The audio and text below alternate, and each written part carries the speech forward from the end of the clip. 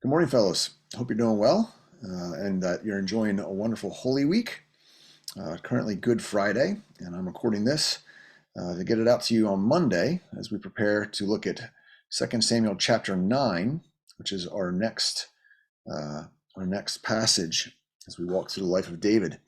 This is a quick video just to recap last week when we met to talk about chapter 7. Chapter 7 is God's covenant promises made to David.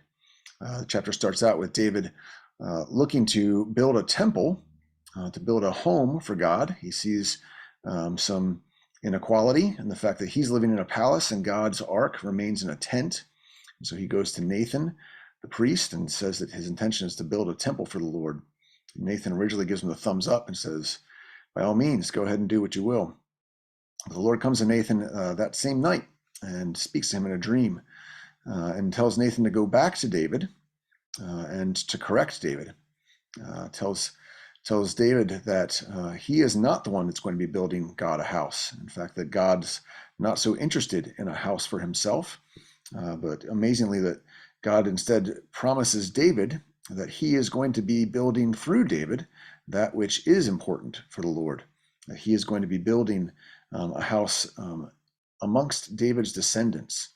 And specifically, God gives some incredible promises that he will raise up from David's body one who will establish a kingdom forever. That God is going to put someone on the throne that is of David's lineage and of David's line, and that God promises that he will be a son, like a son to the Lord, that he will be forever the chosen and beloved Son of God. And obviously, this is for us a very clear foreshadowing of Jesus.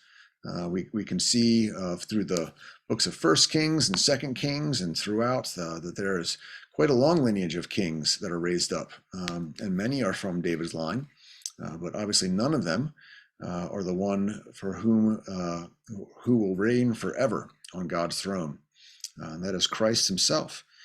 Amazing to look then at David's response.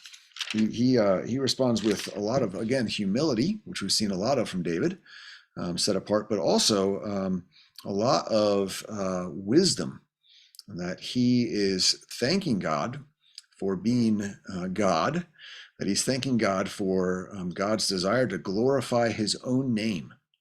Not David's name, but God is looking to glorify Yahweh's name. And David sees this, and he recognizes that this is, in fact, of the utmost importance, and the singular priority for God is to have his name, Yahweh's name, be glorified throughout all the world. And so David repeatedly sits there and says, do this, Lord, according to your name. Do this for your own glory. Do this for the glory of your name. Do this so that the world will know you, will see you, will magnify you, will worship you as you deserve. And David here, he rightly gets an understanding of what God's prerogative is and his motivation and his end goal. God's end goal is not to make David's name great.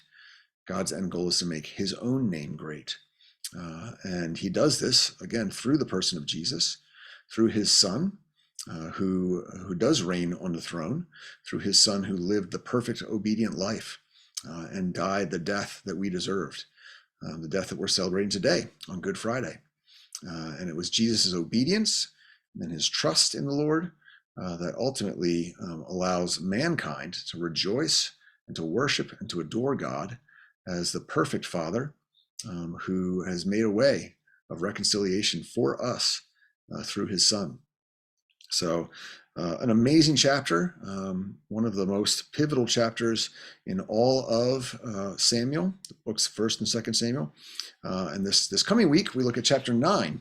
And again, an incredible foreshadowing of the person of Jesus, of the grace of Jesus, an incredible look at David as he looks out to bless his enemies, to bless those who are less fortunate, to bless those who have no means or way of blessing him back, as David brings Mephibosheth, the son of Jonathan, into his court and restores his land, his name, his reputation, and his place within community.